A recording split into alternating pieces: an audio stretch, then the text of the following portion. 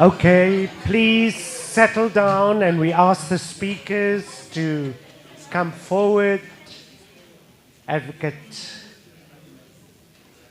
Sipho, Dr. Subiri, Professor E.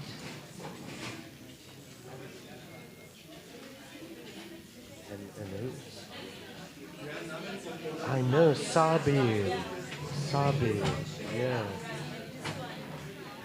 And Professor Hugo.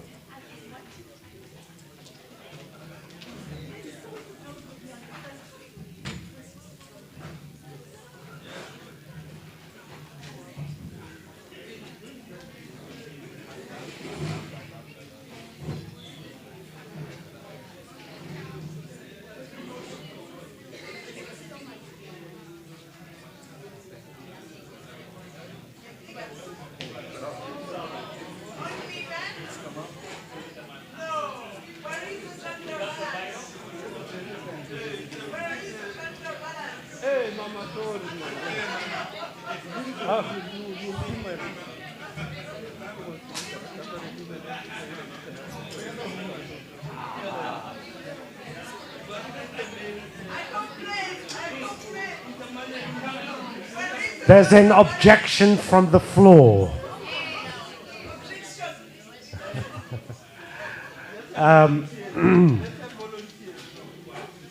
Can you see, none of us are responsible. And if I say, can we have somebody to chair who's not a male, it's going to be very tokenish.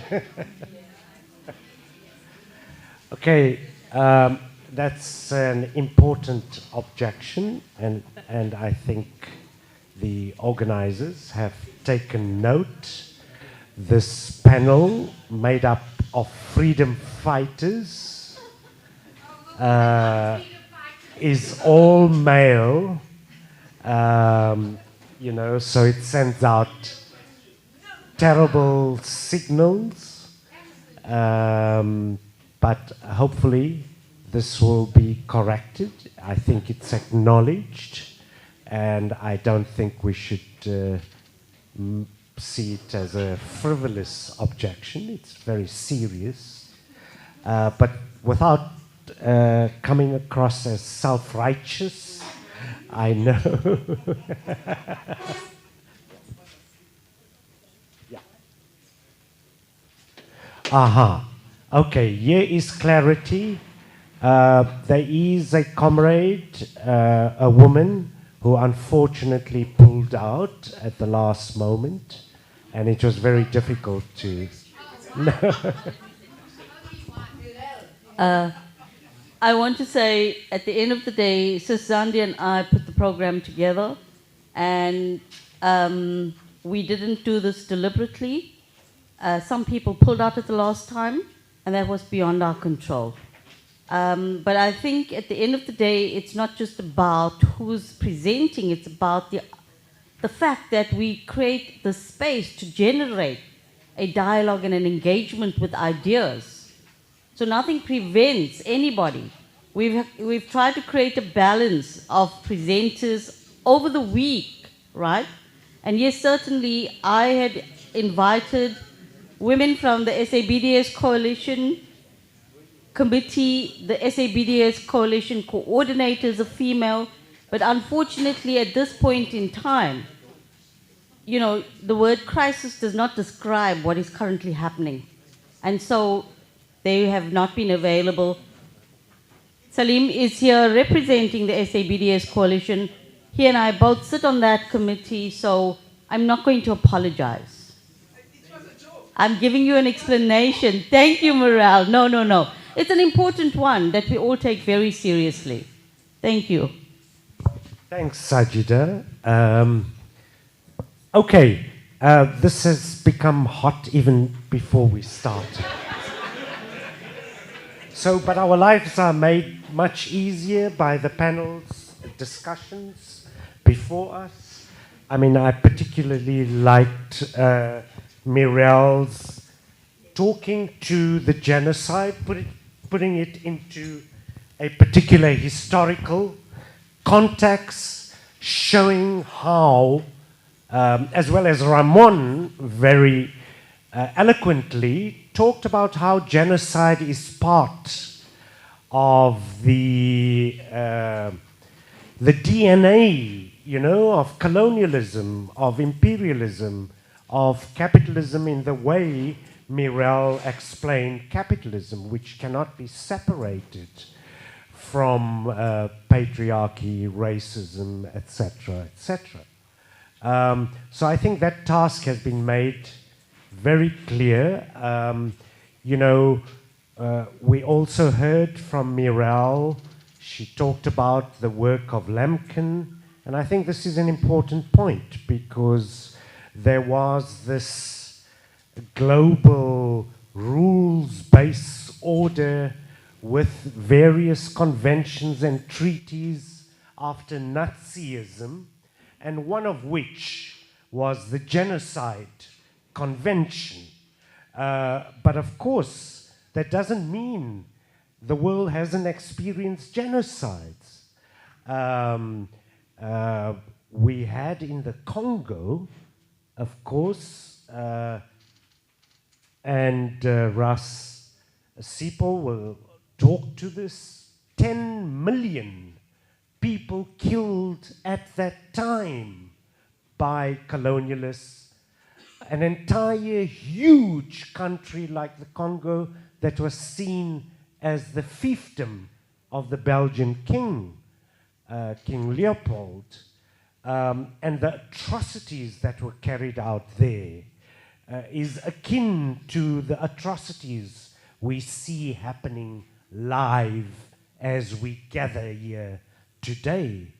You know, this was part of the asset pool of colonialism, slavery, what happened to the indigenous people of the Americas, what happened to the Aboriginal people of Australia, many other parts of the world. And of course, this panel was selected, the countries. We know of one of the first concentration camps were put together in Namibia. The genocide in Namibia, and you know, the late Hein Geingob and his wife.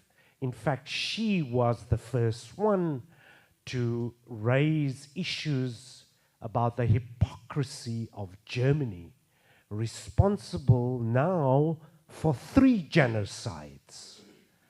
The genocide in Germany, the genocide of Namibians, and complicit in the genocide of the Palestinians. We know that this imperial initiative resulted in many fault lines, and this was explained by Ramon, and how those fault lines continue, that this is not history transgressed. Whether we're talking about, by the way, the genocide in Rwanda, whether we are talking about Sudan, these issues are linked.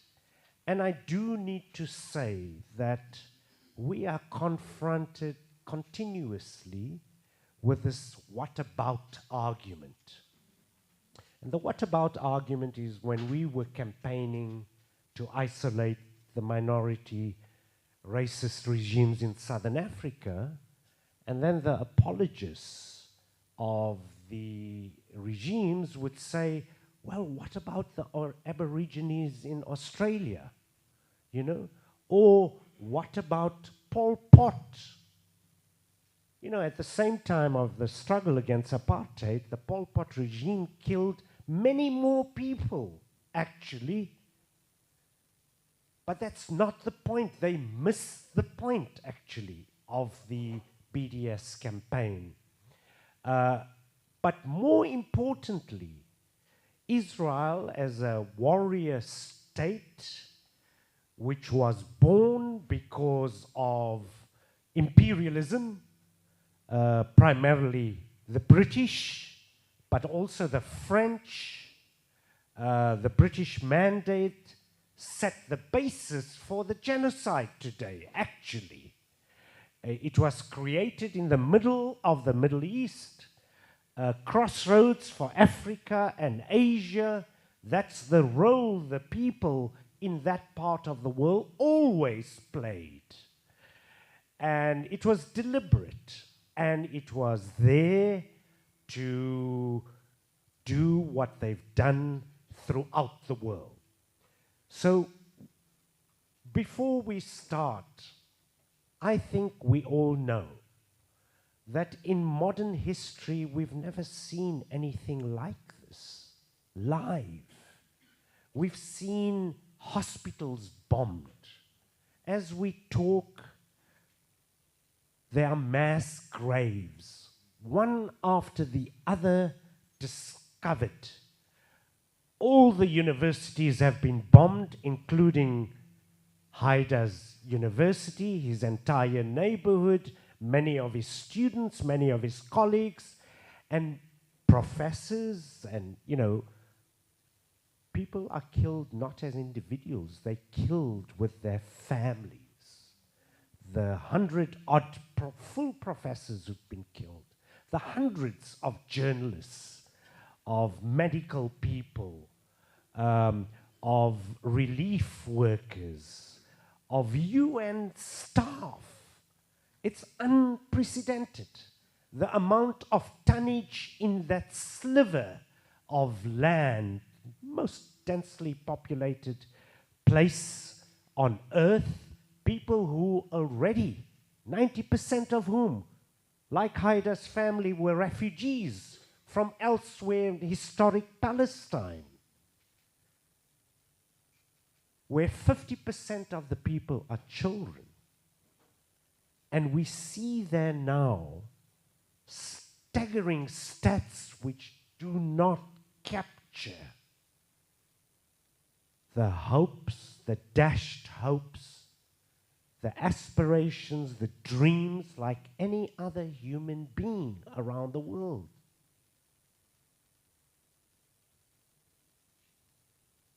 It doesn't capture the tears, the grief, the sadness, the trauma, where 20,000 children have been killed, where at least 10,000 are under the rubble, where 19,000 children are now orphans, and 21,000 are missing.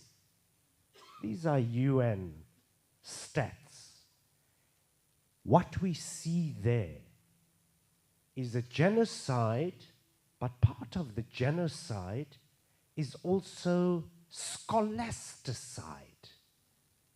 8,500 students and counting that have been killed, hundreds and hundreds of lecturers killed. We see reproductive genocide, where women are targeted. 10,000 pregnant women, where children are targeted. We see the means of life being attacked, where a group of feminists from the global south, including Nadira Kovokian, who people like Shanaz and others here work closely, are trying to tell the world about this reproductive genocide. We see ecocide. You know, there are more bombs, tonnage, that have been dropped than twice the amount of Hiroshima, the explosives dropped on Hiroshima on the small piece of land. And then we see the Lancet, a prestigious, authoritative, medical, scientific journal, say that actually it's not impossible that about 186,000 Palestinians are killed, and perhaps many more, because, you know, part of this and part of what we heard Ramon talk about is that it's the direct bombing and killing and the torture. People are being tortured in the desert, kept under terrible conditions. They are trying to get rid of the intellectuals, but everybody else, but they're targeting people. There have been around 60 deaths in detention through torture. People were healthy when they went in first, and they came out in burial shrouds. We see famine, the kind of famine the British imperialists imposed on the people of Bengal, the people of Ireland. We see starvation. So the numbers are growing exponentially. Robin D.G. Kelly said solidarity is not a market transaction. You do this for us, and we do this for you. You didn't march with us, so we're not going to march with you. These are these people, and this is that people.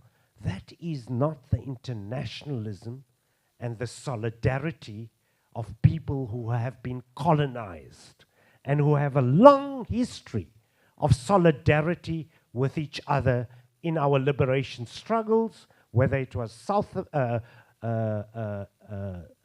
America, Asia, or Africa. That's not what Samora Machel meant when he said solidarity is not an act of charity, it is of allies fighting on different terrains for common goals.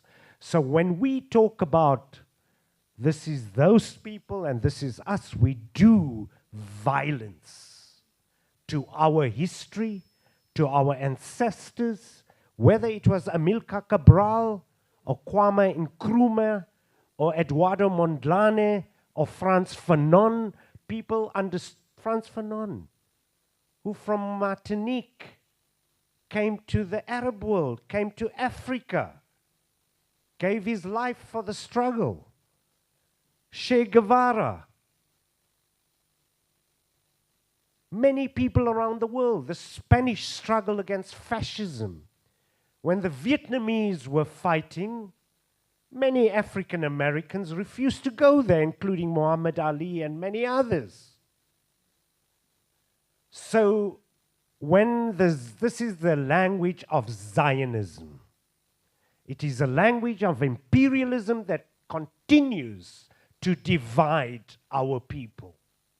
And I think we must fight this strongly, because when we go to the university in the Senate and we say the academy is not an academy if it doesn't speak to social justice and solidarity, or if we say like Stuart Hall, the academy is a critical institution or it is nothing,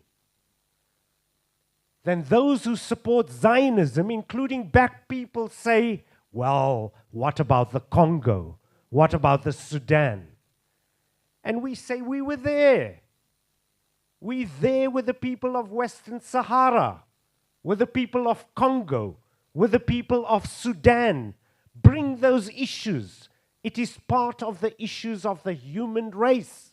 We must stand in solidarity with them. In the same way, Dr. Saber Ibrahimi, I think his name is not there in full, Saber, will talk about the long history of the Sudanese people with the people of Palestine and other people in that area. Similarly with the Congolese. So what I'm saying is that there are many dangers, and the worst thing I heard, and here I want to fully endorse what Ramon has said. People who call themselves social justice scholars, who quote Paulo Freire, who quote Frantz Fanon, who call themselves decolonial, are silent on the genocide. I have to say, the same people during Fees Must Fall, my colleagues, who talked about transformation and decolonization, and they didn't want to have anything to do with the protests. The same people, by the way. So I think these are important issues because you see, what we're talking about is a question of life and death. It's not abstract. It's not academic. It's not esoteric. We're not discovering the latest fad in intellectualism. This is for the Palestinians, the Sudanese, the Congolese, and others. It's a question of life and death, and we cannot have the audacity to call ourselves intellectuals if we don't actively do what we can to speak out, expose, and to pressure the genocidaires. And the genocidaires are all over. And now some of them are even in our government. So I want to stop there. I said too much. I think the points raised by Muriel about reparations are vital. The issues about how it's linked to the broader power relations in the world is also absolutely vital. And I'm going to now ask the speakers to go according to how they are listed. Dr. Saber, please introduce yourself, but before you do that, after you it will be Haida, then Sipo, then Hugo. I've asked for bios, I've received some. Sipo, for example, gave me 5 words, very profound words.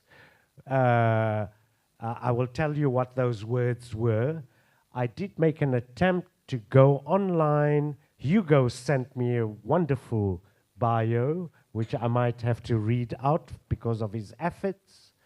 But I went onto the internet for some, and I'm looking for a succinct bio of Advocate Sipho Mantula, and most of what I read, for some reason, is about who is Advocate Sipho Mantula's wife. I don't understand. Maybe somebody after the serious discussion we're going to have can educate me about it. But I tell you, I was transfixed with the marriage. Please go online. Beautiful marriage. One day when I get married, I will try and plagiarize some of the things. So please go ahead.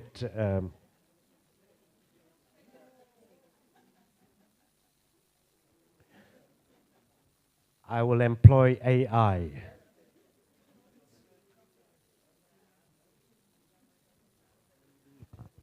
Is it right?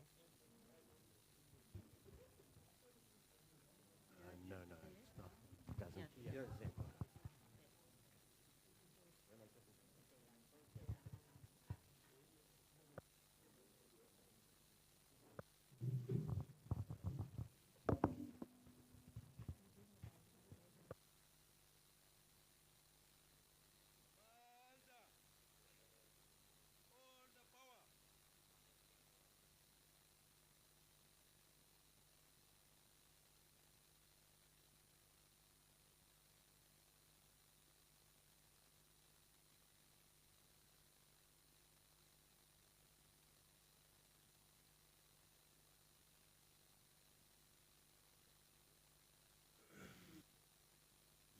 I'm so excited,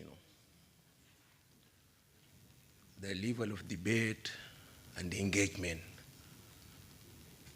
And we as Africans, we have been alone for a long time.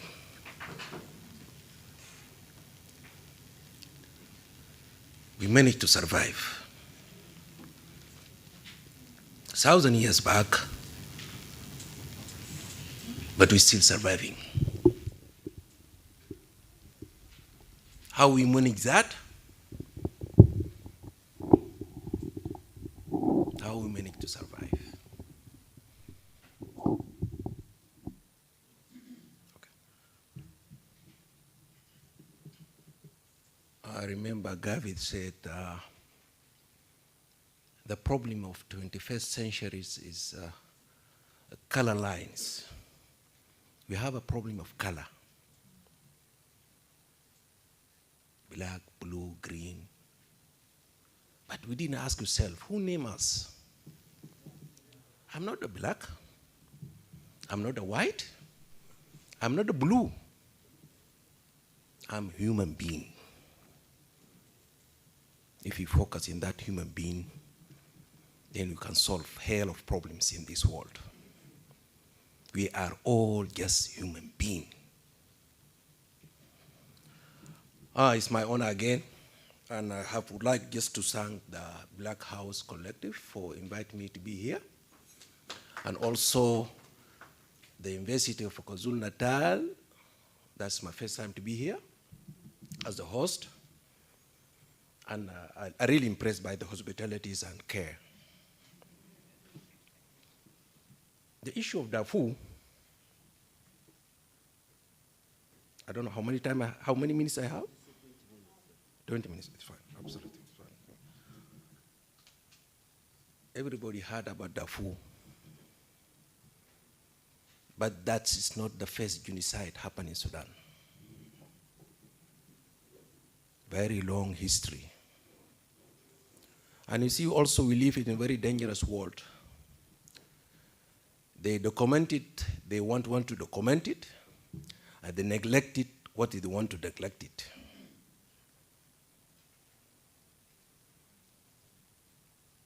We in Africa, precisely in Sudan, we live very peaceful. We have our kingdoms, we have our cultures.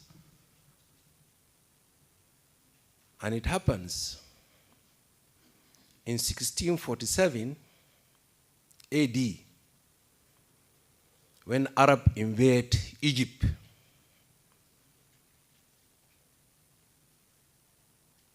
That's the beginning. If today, if anybody who's gone to Egypt,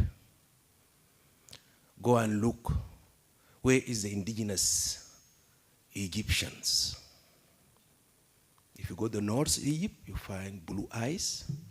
If you come to the South Egypt, you find an indigenous African.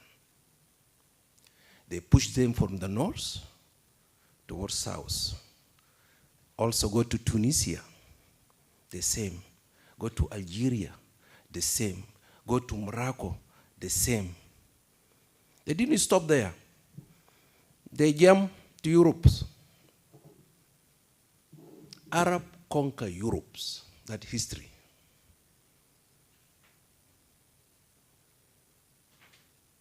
There's a battle of Yarmouk, 711, where Arab defeated the Rome and took white, blue eyes as a slave.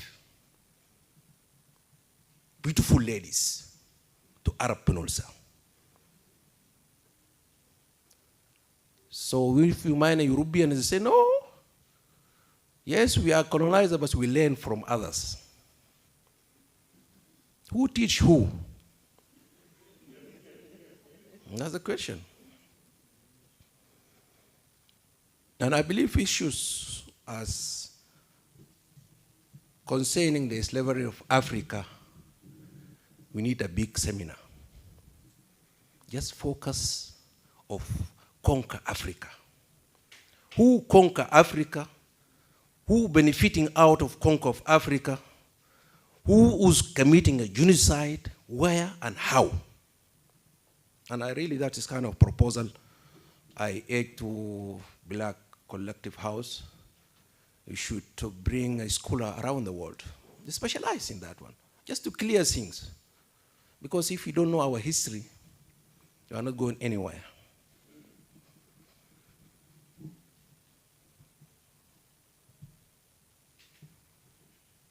We come back to Darfur. The history of Sudan is very complicated history.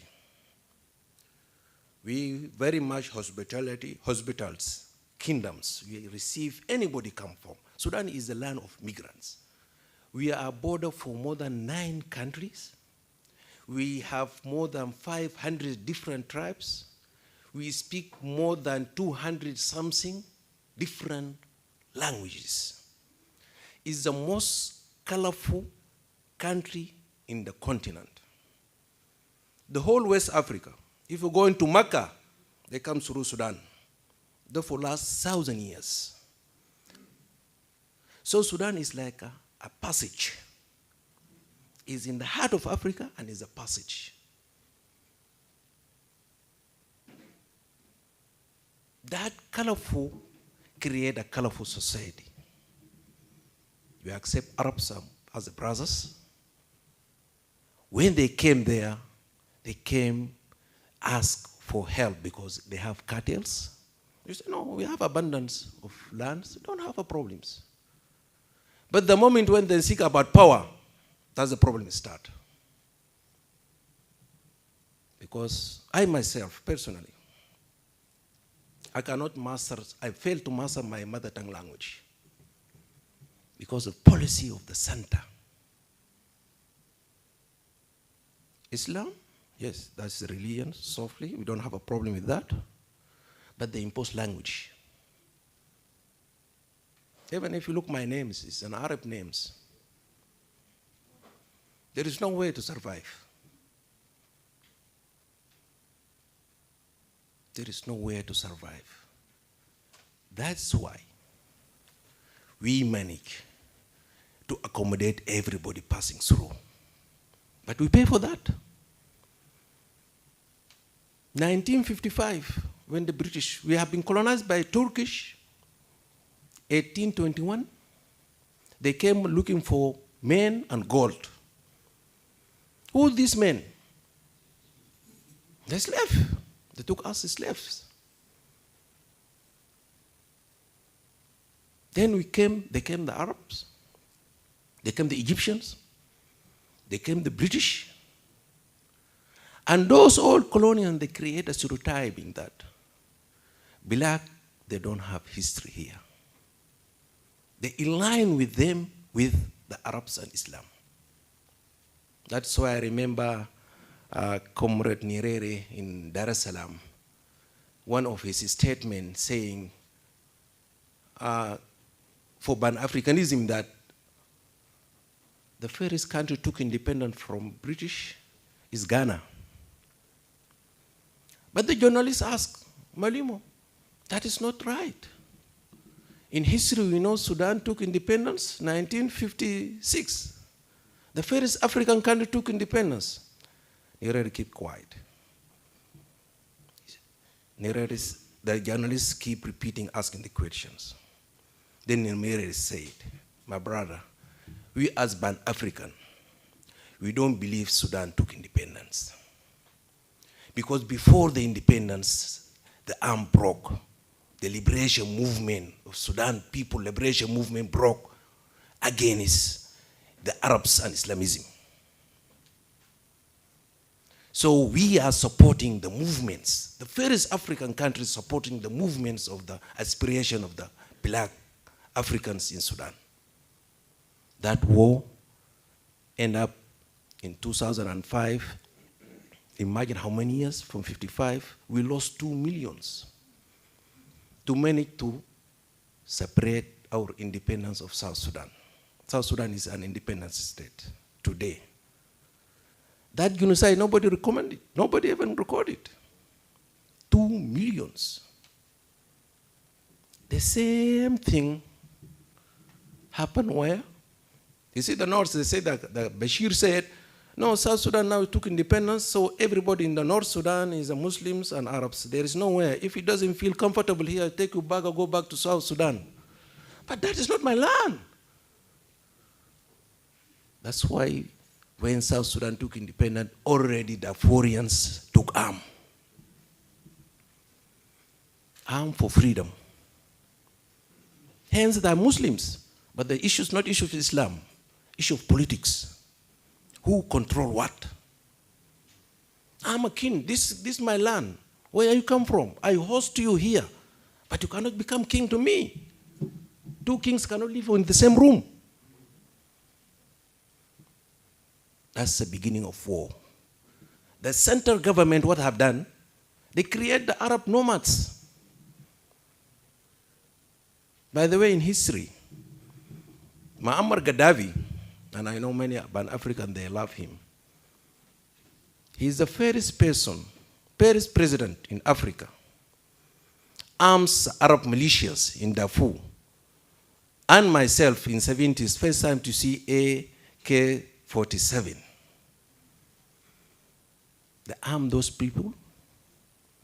What they have done, they want to create Arab belt. From Mauritania to Chad, to Niger, to Sudan. When that mission is failed, then he tends to become a Pan-Africanism. That's history.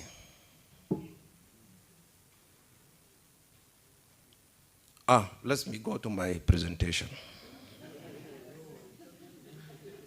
The map is quite clear. You see, the genocide is start. Sorry? Oh my God, it can't be. The map, what you saw, the map is those red map from 2002 up to 2004. The Khartoum government banned more than 3,000 villages. You see those red map, reds is a village. Darfur is the size of France, more than 500,000 square meters. Those villages, how many millions? There are now today refugees in Chad, refugees in DRC, refugees in South Sudan, and internal displacement. Imagine a productive person with his farms, you uproot him from this village. That's a real killing. How many people are killing there? For within 3 months, they killed 300,000. And that genocide up to now is going. Today we have a civil war.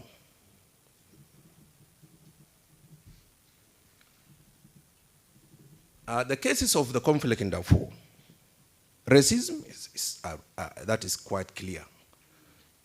Arabisms, Islamisms, you know there is a difference. When you say Islamisms, not talk about Islam as religions. We talk about political Islam. That means I'm a Muslim, but I have a right to rule on you. That is called political Islam. You are not against Muslims, but against the aspiration of a clique of Muslim brothers to rule on us. You know, the power, as you say, the power. Let me go ahead, guys. Arabisms, Islamisms, that's the equations.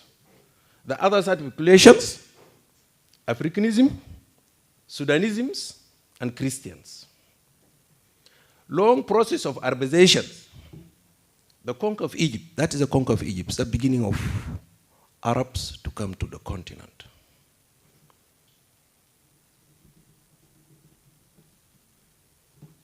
I don't want to go to that kind of invasion, but I want to focus of where is the way out.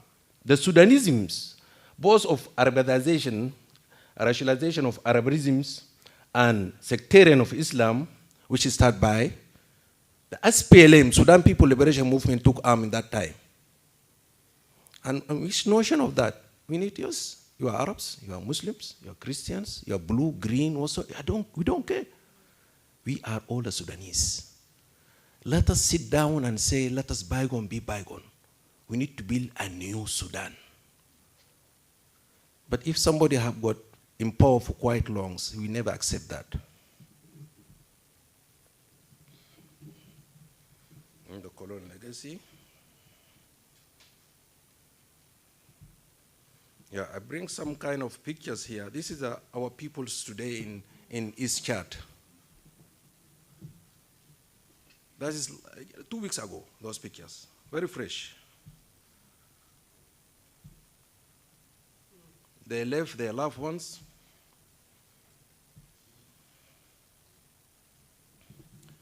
And if you observe, is women's and children's only.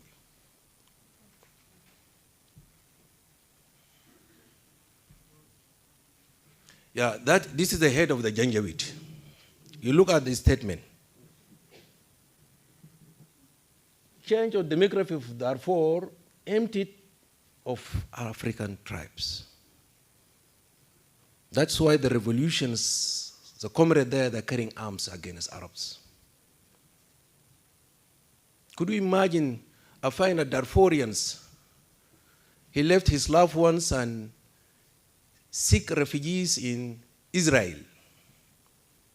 Today, we have thousands of Darfurians refugees in Israel.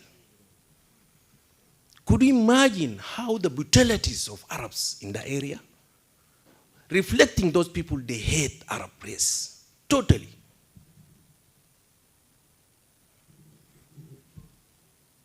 That's the Bashir, which should have been indicted by ICC. And unfortunately, the South African government undermined us. I was one of the guys, group of the guys, I went and brought the judge in Sunday to write us memo for arresting Bashir in Johannesburg.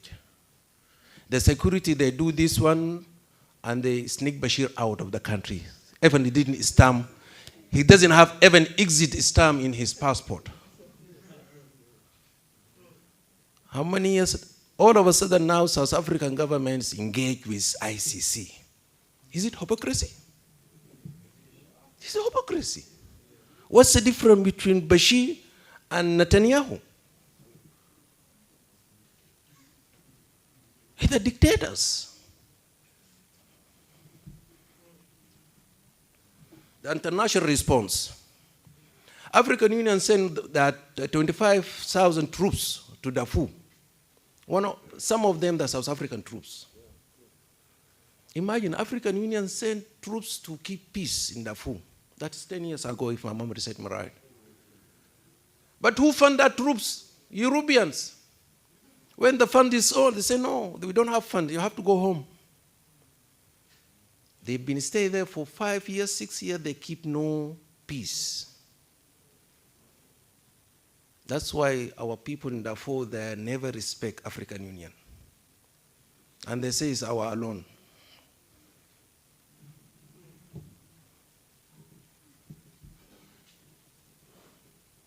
The resistance and resilience of Darfurians, they're carrying arms, simple like that. There's no negotiation. We live in a very dangerous world, by the way. If you didn't carry arms, nobody listened to you. Nobody listened to you. And for us, arm is about survivors, to be or not to be. Yeah.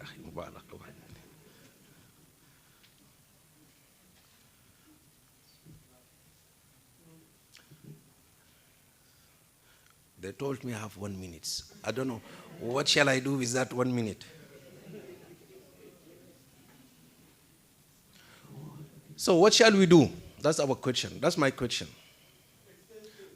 What shall we do as Africans to help our peoples in Darfur, and to help our people in Palestine, and to help our people in Venezuela, to help our people in Cuba, to help our people to bring peace and stability in this world? Our world is very beautiful.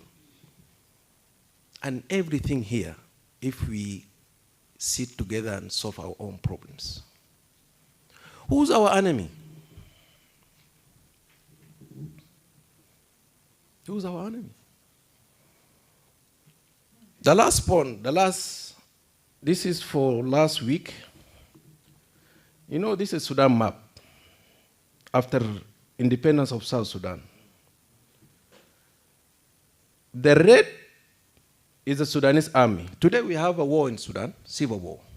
There's a two general, different because who control what, and everybody killing each other. They displaced more than 3 million Sudanese for the last 12 months. They killed more than 17,000 for the last 12 months. Go to the Google and see how many people have been died. Maybe the numbers have been increased. That is my figures for last week. The blue, dark blue, is the rabbit forces. This is a militia. That militia being created by Sudanese army to disarm the rebellions. When the militia becomes stronger, they say, no, this is my time. This is our turn to eat.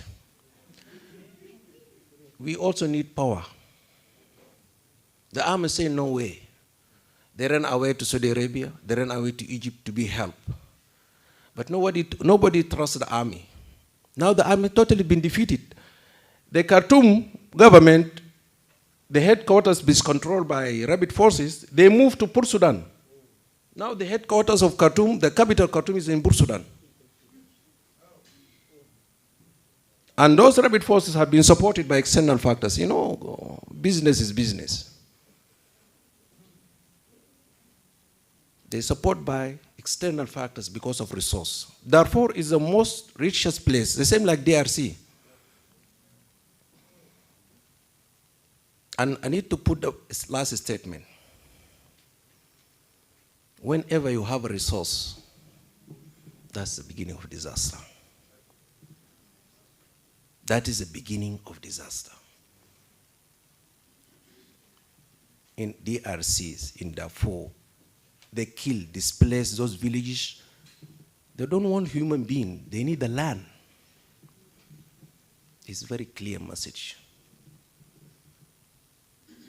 And I believe Southern Africa also is not far. And time for you guys to think big. United, think out of the box, be consistent, and be revolutionist. This is the only way out. Thank you so much.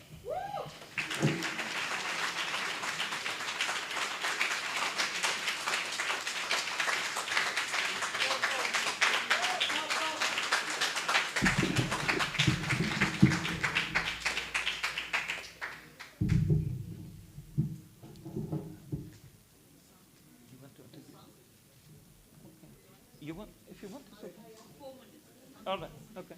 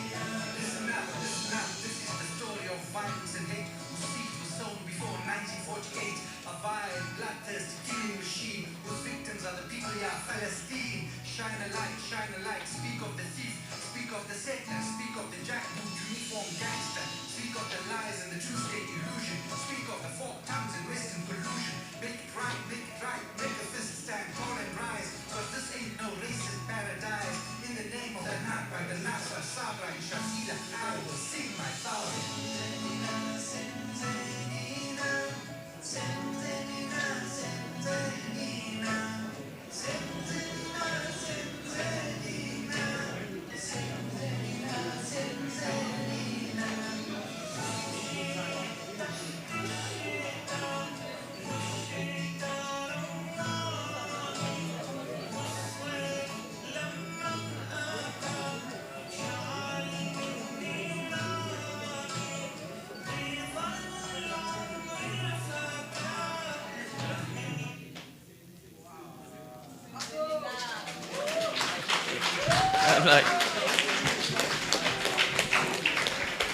Thank you. I don't want to spoil the party, but something has to be said. This video clip was shot by the late Saad Mdough, a friend of mine who was killed last week. Yeah. I came last year to South Africa with my family, and that was in January last year, before, of course, 10 months before the eruption of the ongoing genocide, and we worked on this song with the Mavericks. Sajida actually insisted on showing video clip. It was not actually on my mind to show it here because I was planning to talk about the genocide taking place right now in Gaza. And I have prepared myself about, I wrote about the relationship between settler colonialism, Zionism as a racist ideology, and the ongoing genocide, because for people to understand what is going on in Palestine right now and in Gaza in particular, we need to look at the context. We need, you know, Western media usually takes you back to the 7th of October, as if life started on Earth on the 7th of October, forgetting or rather ignoring more than 76 years of settler colonialism, occupation, and apartheid. They refused to acknowledge the Nakba that took place in 1948. They refused to acknowledge the Naksa, the set-off that took place in 1967. And they refused to acknowledge the fact that the Gaza Strip itself has been under a hermetic, a medieval rather, siege since January 2006.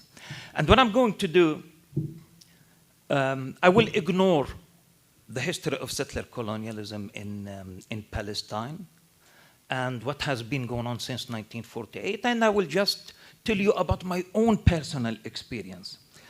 In fact, the ongoing genocide has changed my life and the life of my family and my friends and comrades as well, because they kept calling me every single day when the genocide started on the 7th of October. I am, as I said yesterday, I'm a genocide survivor.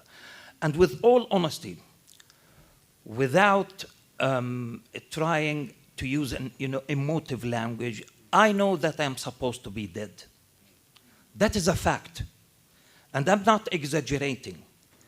I've lost more than 10 of my colleagues working at what used to be Al-Aqsa University. Salim mentioned something about scholasticized.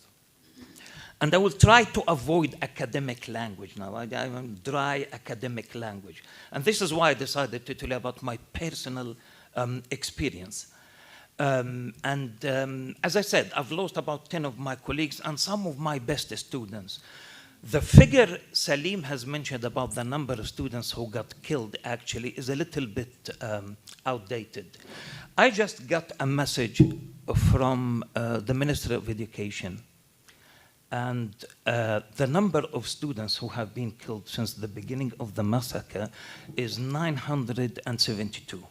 Has risen to 972. And we've lost about 108 academics, including 98 professors, 3 presidents of universities, president of Al-Quds University, president of the Islamic University, and president of University of Palestine. I myself, I decided after getting my PhD degree from the University of Johannesburg in post-colonial literature, resistance literature, critical theory, etc., I decided to go back and start my career in Gaza at Al-Aqsa University, the only public university we have in Gaza. Other universities are public and private. And I have witnessed every single massacre committed in Gaza since 2006.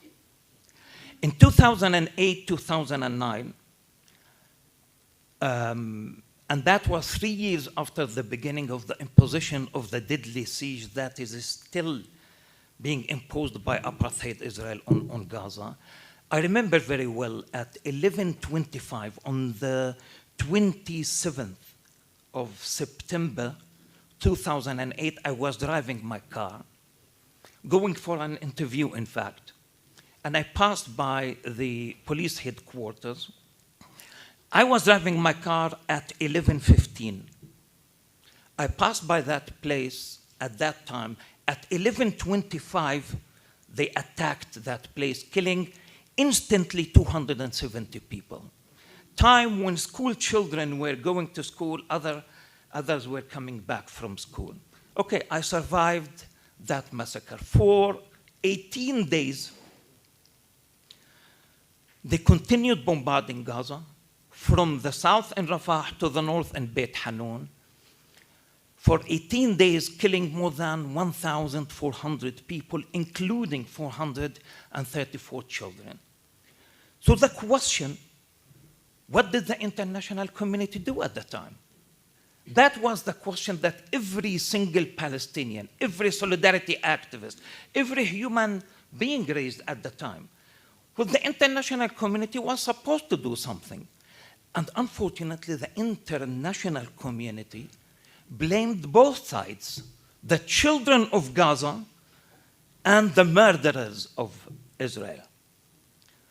And therefore, Israel understood at that time that it could come back, attack Gaza, kill more people, kill more children with full impunity. With full impunity. And that is what happened. Coincidentally, in 2012, I was driving my car from what used to be our Khan Yunis campus, going back home into Gaza. And that was the time in the afternoon, 2 o'clock, that was the time when they attacked Gaza again. Within a week, killing 200 civilians, including 68 children. So the international community was expected to do something. The civilized world was expected to do something. Again, they blamed both sides. And therefore Israel understood that it could carry out its war crimes and crimes against humanity with full impunity. And I was there. 2014, Israel decided to repeat the same scenario, and this time for 51 days, killing 2,400 people, including 434 children. And the international community blamed both sides. Then comes the Great March of Return. We decided to march. We went to the eastern border, the razor wire, and we decided to march in order to demand the implementation of United Nations Resolution 194, which calls for the right of Palestinian refugees to the towns and villages from which they were ethnically cleansed. I myself, I am a refugee. My parents were refugees from the village of Zarnuga. Both of them died in 2005, dreaming of the day when they would be allowed to return to the village of Zarnuga. That has not happened yet.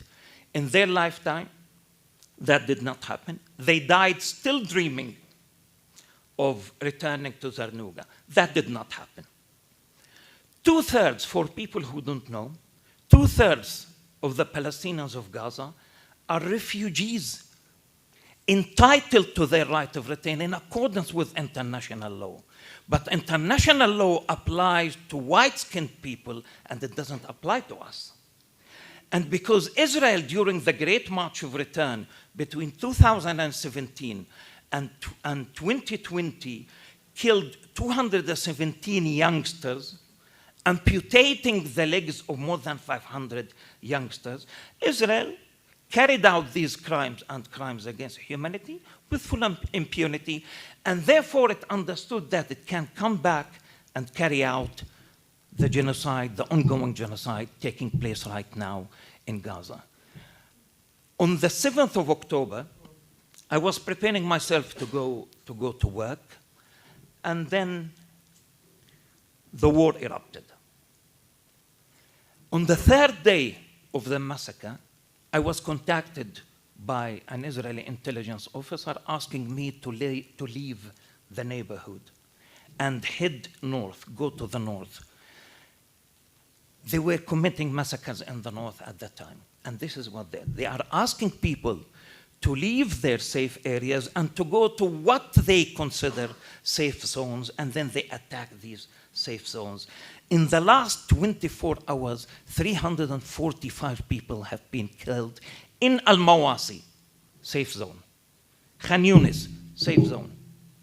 So I decided to spend the night with the neighbors, and that was the worst night of my life. I have 2 little kids, 6 and 7 years old, and you can imagine, of course. I don't have to explain the situation. They started carpet bombing. I come from a neighborhood called Ar-Rimal. They carpet bombed what used to be Ar-Rimal. They carpet bombed Ar-Rimal. Of course, the kids I was staying with, we were about 10 families staying in a tiny corridor that night because of the bombing of the area. And of course, I needed to protect my kids, so I closed their ears, and this is why I lost my hearing. Of course, that is nothing. Here, I've lost 90%. Here, I can hear only 50%. And actually, I'm embarrassed of saying this, because compared to other people suffering, 500 families have been wiped out within 10 months. I have lost 40 of my relatives. 40, and I can count them, tell you, direct cousin, tell you their names. Wiped out, completely wiped out. So, why is apartheid Israel doing this? Because intrinsically, Israel is a genocidal state. Israel is a settler colony, ruled by Zionism, an ideology that does not recognize the existence of the Palestinian people. In the late 19th century, the first Zionist Federation, the first Zionist conference, when they started saying this is a land without a people for a people without a land, they decided to send 2 rabbis to Palestine to find out, more about this empty land. Those 2 rabbis wrote back a letter to the conference saying, the bride is beautiful, but she is married to another man. Now, did that change anything? No, we need to get rid of the other man. We need to get rid of the other man.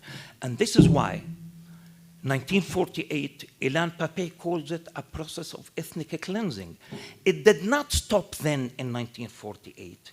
It did not stop then. It's an ongoing process of ethnic cleansing.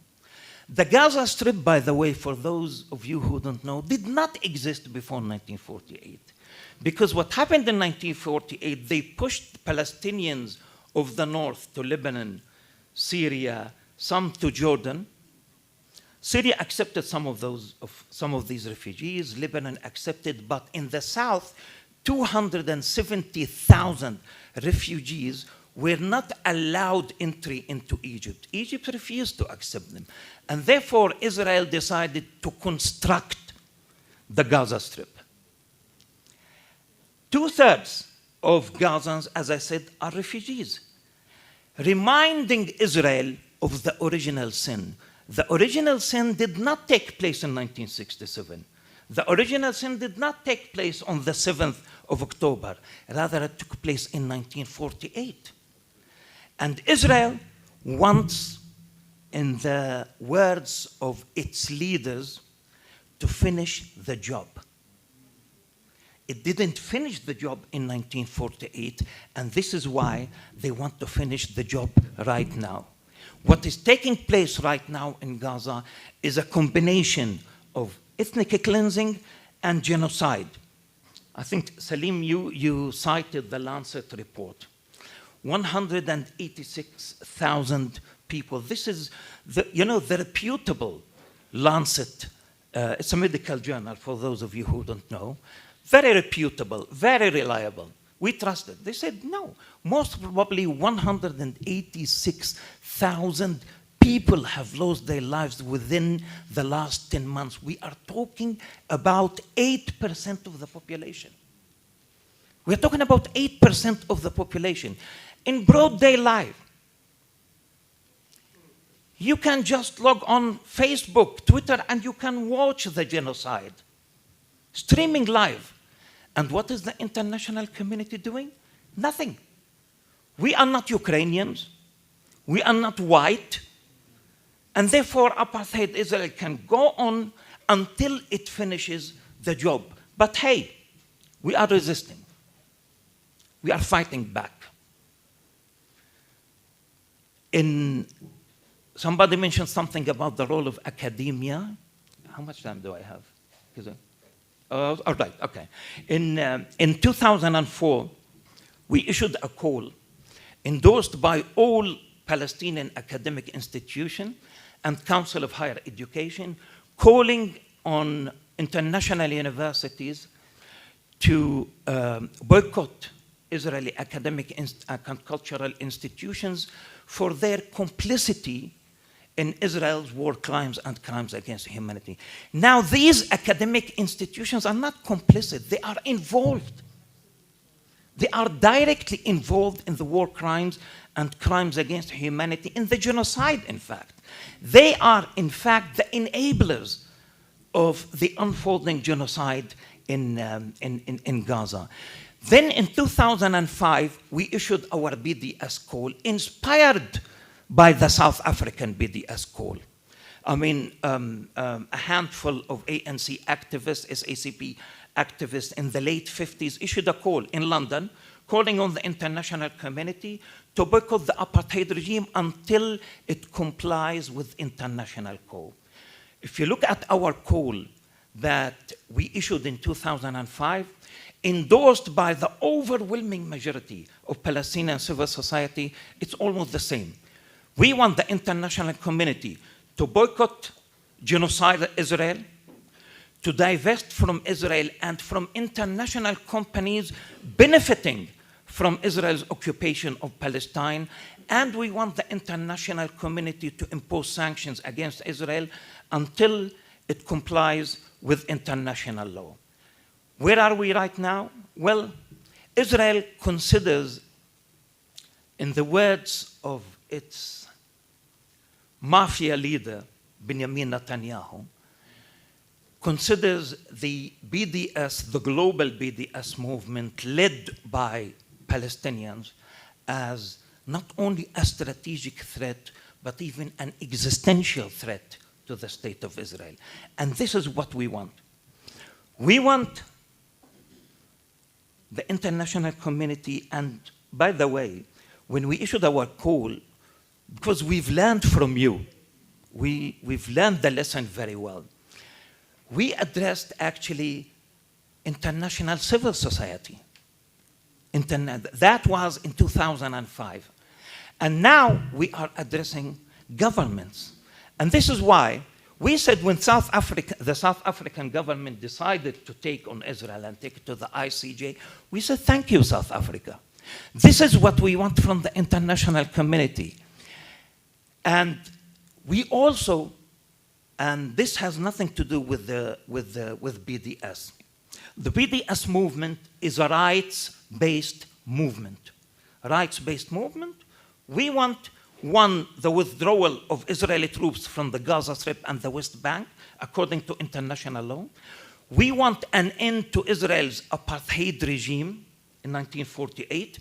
And we want, and this is the most important demand that we have, the implementation of United Nations Resolution 194, calling for my right of return. Return to the villages from which our people were ethnically cleansed in 1948. But that is not a political solution. The BDS movement is a rights-based movement. As for political solutions, and now I'm taking off the BDS activist hat, I am also part of a campaign called the One State Campaign. We believe that the only possible and pragmatic and relatively just solution is a secular, democratic state on the historic land of Palestine between the Jordan River and the Mediterranean. A state for all of its citizens, regardless of religion, regardless of ethnicity, regardless of gender, etc., etc. Now, Israel has shot the two-state solution in the head. The United States of America is repeating the mantra of the two-state solution. The European Union is repeating the mantra of the two-state solution. It is impossible right now to establish a sovereign, independent Palestinian state in the Gaza Strip and the West Bank. And therefore, we want something like you here in South Africa, a state for all of its citizens. And this is what we are working on right now. But the most immediate demand, we want an end to this genocide. We need a ceasefire. We want a ceasefire. Since the beginning of the proceedings of the winter school until now, 450 people have been killed in Gaza. 75% of whom are children. 90% of whom are civilians. By the time we finish the Decoloniality Winter School, the figure will rise to more than 41,000 civilians. We need to do something about it. You need to exert pressure on your academic institutions, especially Stellenbosch and those universities that have refused to condemn the genocide and heed the call made by the oppressed Palestinians. Thank you so much.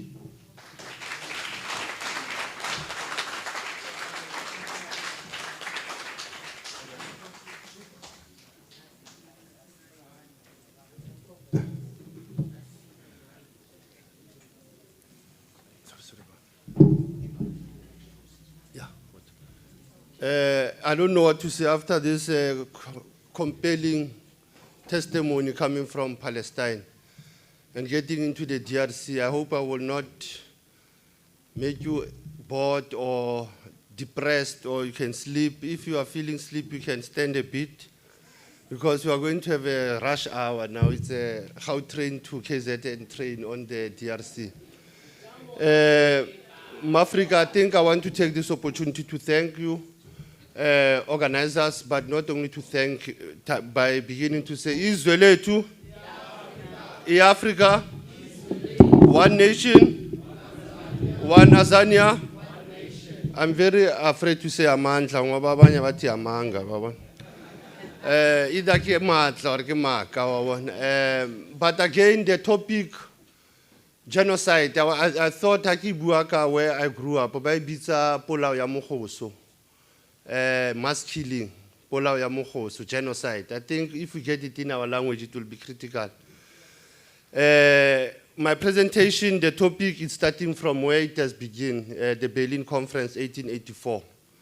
I'm unmasking and I'm rethinking the Belgian Congo genocide, the history of 140 years, the history of 100 years.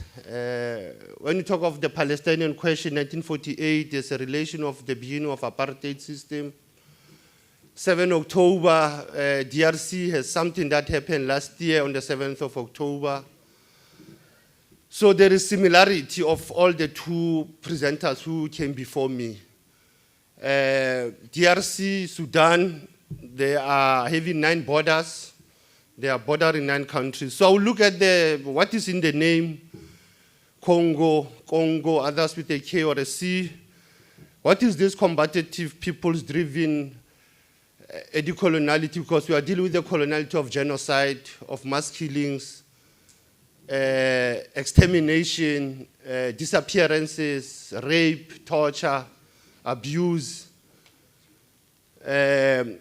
Historical timeline of Congo, what I call the genocide memory walk, and the deception and lies of human wrongs or rights in the neo-imperialistic Africa, the legal terminology of genocide and the search for the Pan-African meaning, as well as the 10 steps of genocide. It is important for us to know the 10 steps of genocide, whether they're in a Eurocentric or in a global north, but we need to find a global south meaning.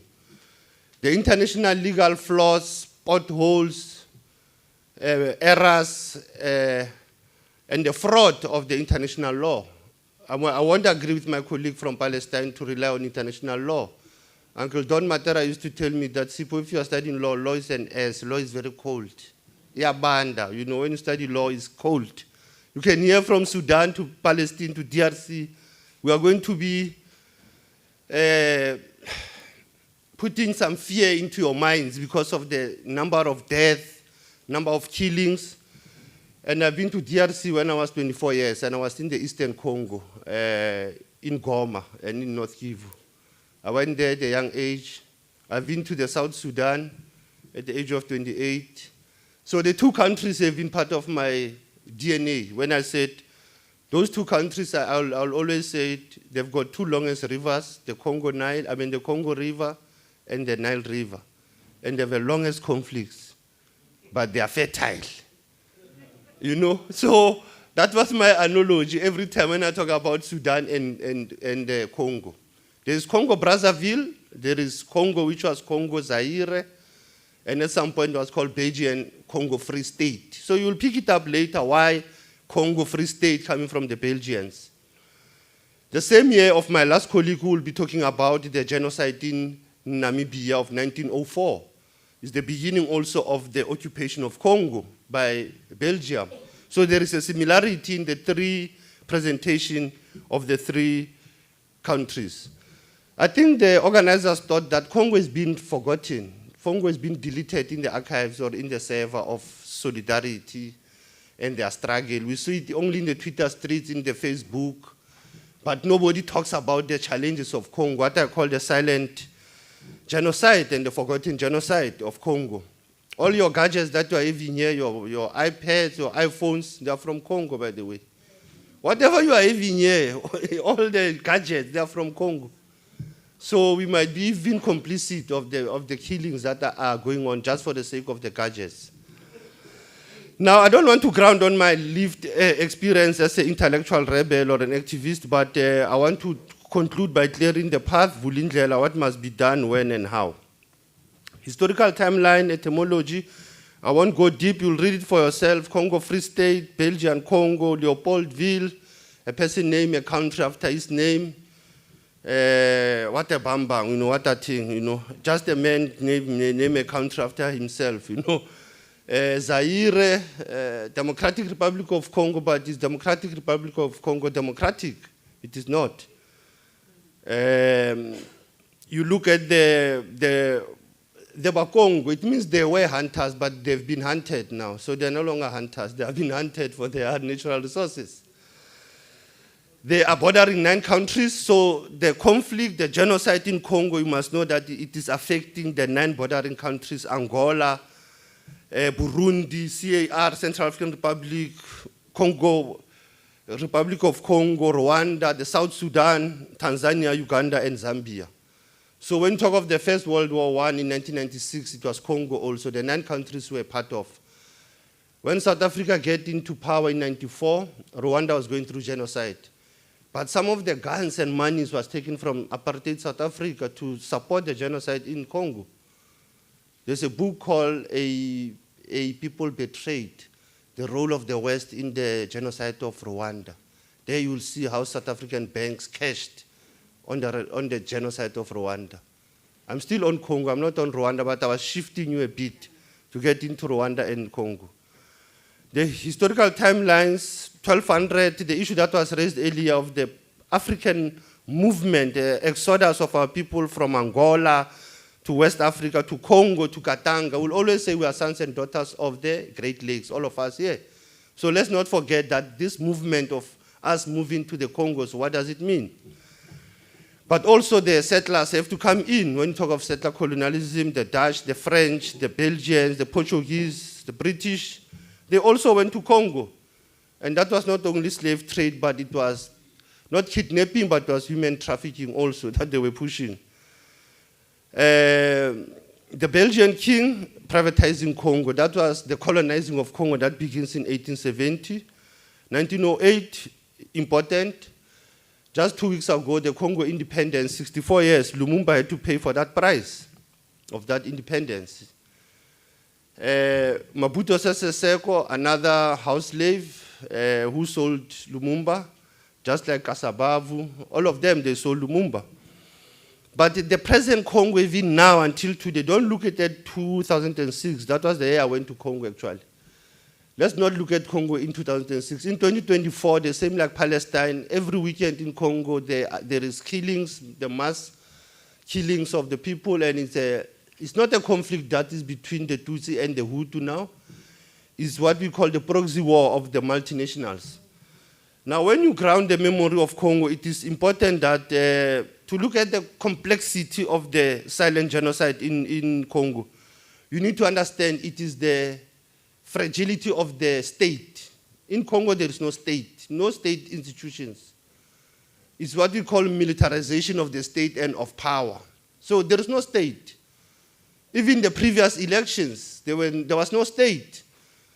So if you have to understand Congo as the heart of Africa, Sabir, Congo I still feel is the heart of Africa, the South Sudan and North Sudan, but I still feel that the Congo is the heart of Africa because that's where also the beginning of the mass genocide in the 1800s, just after Berlin Conference, meeting of technocrats and technocrats, take that decision to kill the people of Congo because they were saying it was an empty land. When you look at this memory, it's that Salim spoke about the 10 million Congolese who have died. I don't want us to focus on those 10 million lives, but it is worthy to mention. It was 10 million people who were killed. 1996, it was more than 6 million. To the present, we can't even give you an adequate state of Congo because we have 26 provinces in Congo. You don't have 9, 26 provinces in Congo. It's a vast country. You can fly it the whole day. The issue of making profits and the issue of rubber.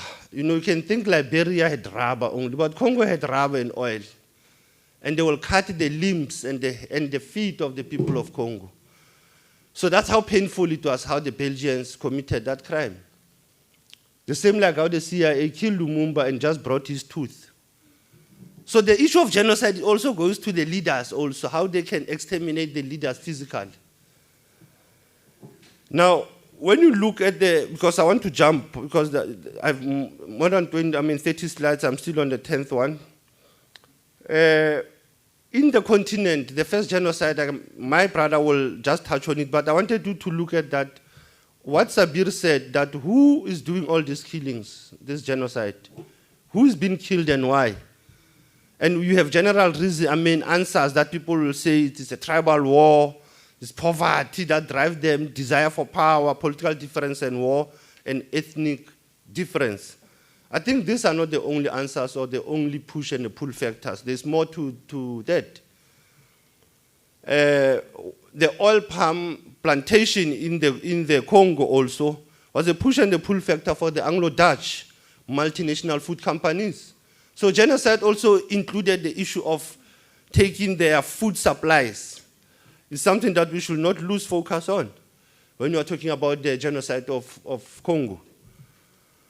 The legal terminology, I don't want to talk about Raphael. All of you have already know Raphael Lemkini. They say is the one who coined the genocide term from Belarus and the Armenia genocide, and that's where in the 40s he came with it until the 1948 UN. I don't want to say lack of implementation of this laws on prevention and punishment of genocide, because South Africa is testing it, I think, for the second time. We have tried it with Namibia. Many countries have used this genocide convention. Even in Ethiopia, there are countries who still want to accuse Ethiopia of committing genocide, and they are still questioning the terminology of the concept of genocide. So I think the decoloniality scholars, the Africanist scholars must start to begin to craft our own thinking of how do we define genocide, and not allow the global north to can define genocide to us. And hence we have many networks and scholars on Holocaust and genocide of Palestine.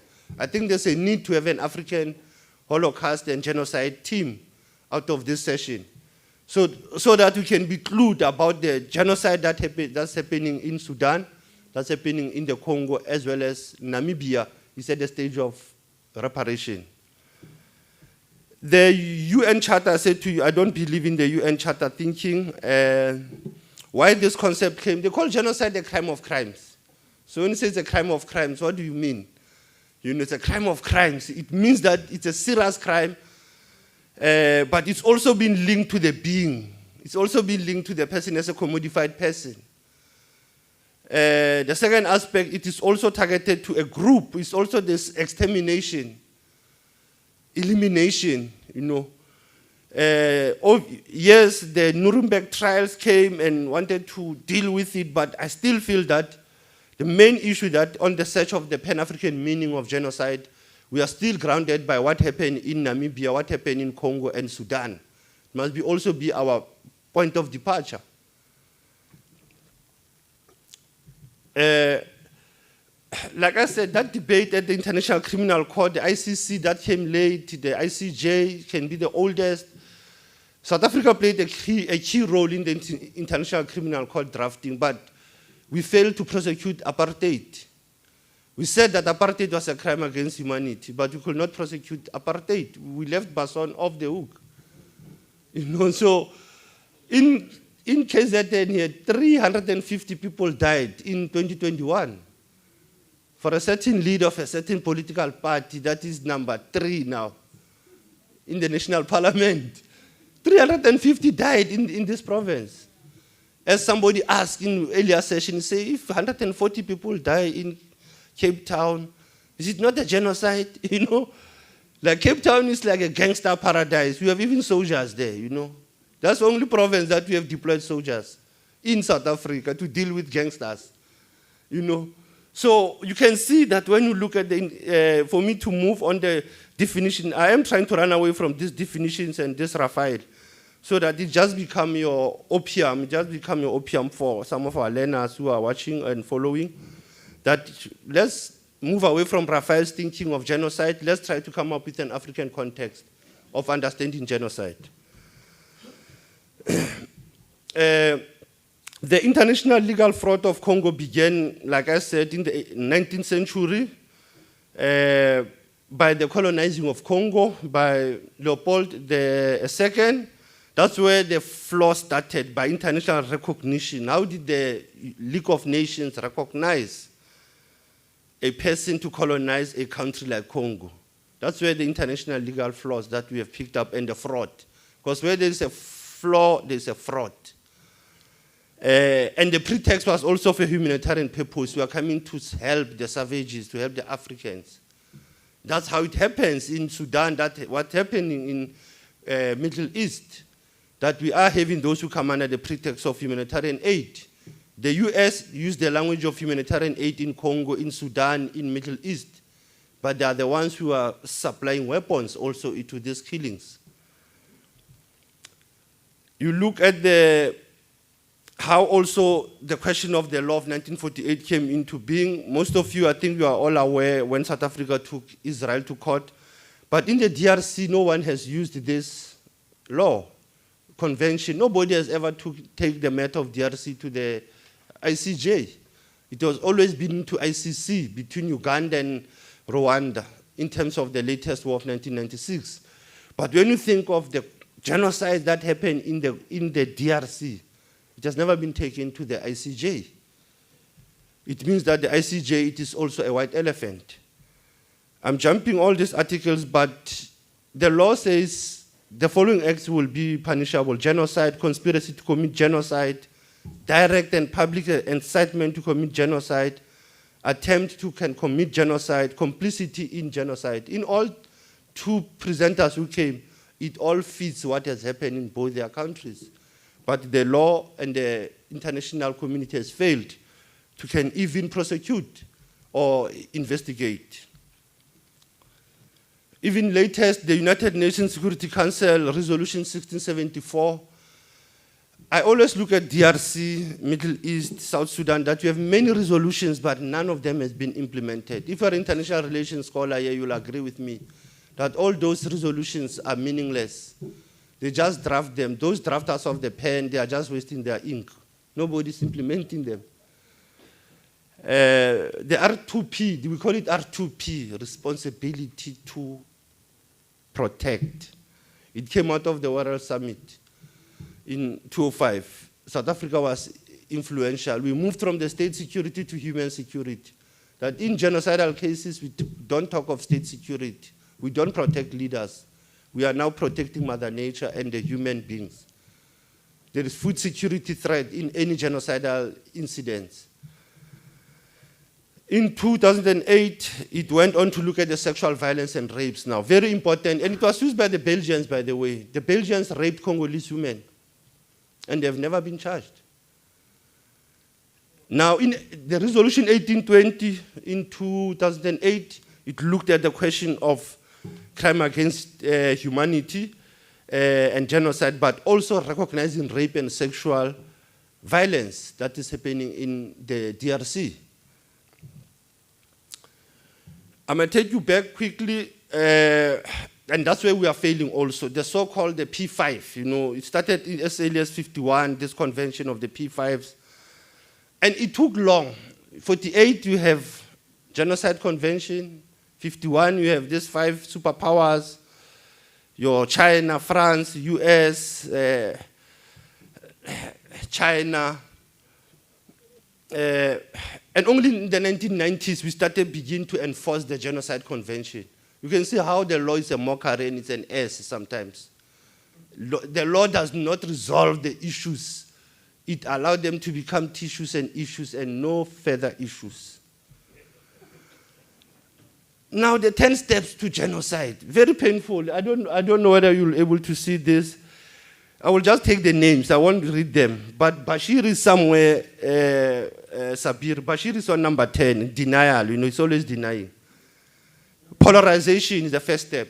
Genocide polarizes.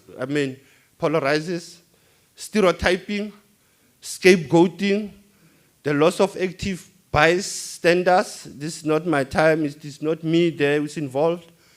Dehumanization, discrimination, demonization, repression, repressive state apparatus, ideological state apparatus, ISA and RSA. That's what used to happen in South Africa. Repressive state apparatus, the use of the force by the police and intelligence against the citizens. Institutional, ideological state apparatus, the use of a church and a school to colonize the mind. Persecution, prosecution, are they prosecuting or are they persecuting? Organized violence and killing. So genocide is an organized killing. I've got 5 minutes, I'll be rushing. Denial. One of the stages in genocide is the issue of denial, hence the issue of Darfur of 2003. And maybe, Sabir, you forgot, we have played a role, South Africa. Advocate Dumisa Ntsebeza was involved in the fact-finding of Darfur.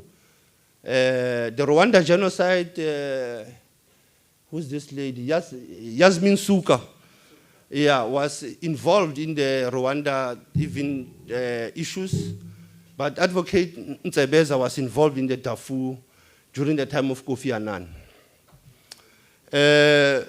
The other issue of the silence, I will say the silence is also in the media. That what you see, that we know the Jewish genocide, we know the Nuremberg trial, but the media is very silent. I think us in the academic spaces, we cannot be silent. We need more engagement beyond the winter school, and we need to engage the media, and that's a combative art that we have to come with what Fanon said. That is the last stage of the writer and of the scholar now. There's a little on the media that we see, and that's where the issues of the audiovisual media comes in. How do we present the genocide of Congo without just only showing the dead corpse, but how do we show the even cruelty, brutality of the European powers? I'm jumping.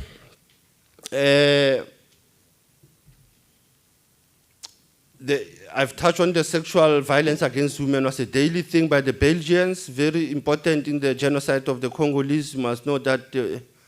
So what must be done, when and how? I think our sister from France, from the Fanon Foundation, raised the issue of recognition and memory. So I'm looking at that. We need to look at how to recognize the memory, but to recognize and remember. Remember. So we need to always not forget of what has happened. So it is very important to acknowledge those levels. We need to connect the genocide, ethnicity, territory, and the drivers of conflicts. I might not have gone deeper into it, but genocide are also part of conflict drivers, the pull and the trigger of conflicts and the civil wars. The issue around citizen rights, authority over territory, population, natural resources are also the drivers. We need to understand those drivers and how to arrest them. We need to initiate and pledge the solidarity with the people of Congo and beyond the knowledge vectors. Hence, I use the issue of the culture, the issue of literature, the issue of arts, the issue of media, the issue of what happened with the Middle East and Palestinian video. Is part of explaining a story without a 3-hour lecture. We have to redefine African ways of dealing with genocidal atrocities. We need to challenge the global North and Western thoughts on genocide and come with Maafa, the enslavement. How do we define enslavement and Maafa? We need to decolonize universities, because that's where the creating of the decoloniality scholars must be there. That we need to have university-specific special studies understanding the decoloniality on genocide. Sabelo Gacheni Ndlovu 2015, when he said the decoloniality is the future of Africa, he went on taking Ali Mazrui. I think that is very important what Ramon said earlier in the afternoon, Ramon. The issue of colonialism and genocide. Actually, genocide, I mean colonization, it results to genocide. So you can't separate them. It's very important to understand that. And the transatlantic slave trade and the triangular slave trade that happened. Even captive trade, yes. Yes, Ramon, I know you.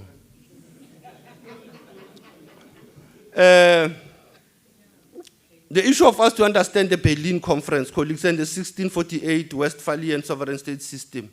You know, the Berlin Conference I see, but 1648 is also an important timeline that we need to capture and understand. The 1945 United Nations, I can see my time is up, Salim. I'm just winding up now. That is my last slide. Now, this last slide, it draws from Torres when he's raising the issue of this combative attitude and the combative literature. I know, Kafela, you will be touching on it later. But I think here I wanted to draw it in terms of modernity, coloniality. But in Africa and in Congo, in Sudan, in Middle East, I think we need to say it's also apartheid. It's also neocolonialism, the last stage of imperialism. I think it is important for us to frame that question of, for us to come up with a combativity approach, we need to deal with this question of collective responsibility, collective accountability, and also resolve and situate historical time of this genocide. Because once we are not able to locate them, it will be difficult. And that's where the issue of the soft power of the combative art. And I think it comes from Fanon Foundation also, that you have been raising this as a last stage now to say, what then is the role of writers?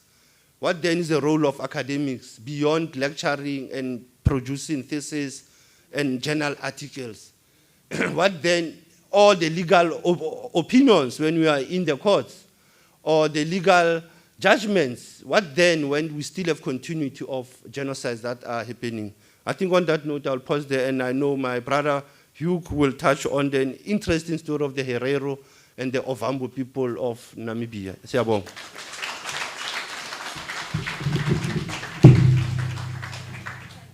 Of course, we want all the speakers to go on and on because it's so fascinating.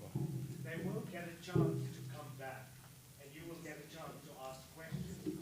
But let's give Professor Hugo a chance.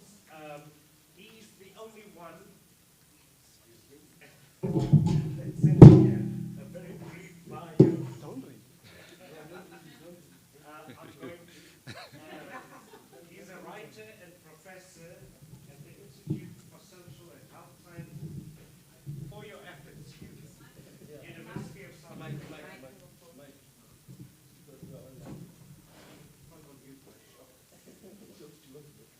Where he directs the Center of Excellence for Black Planetary Studies.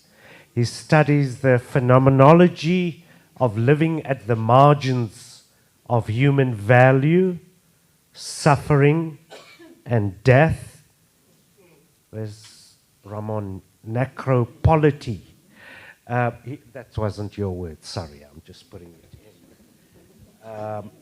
His work is invested in dismantling the binaries between the human and the natural multi-species world.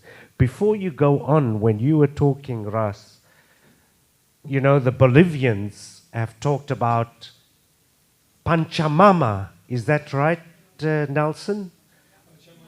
Pachamama. Very important concept. I think you're going to touch on that as well. If not, we'll talk about it in the question time. The floor is yours. Please go ahead. Thank you very much for the introduction. I'm generally a good boy, so when I was requested to send a bio, I sent a bio. Very colonial. So it's been really great to be to absorb, to learn. There's also a lot of heaviness, particularly at this time of day. We're talking about death, like compounding death happening as we speak, very targeted kinds of dying that have a long, long, long history.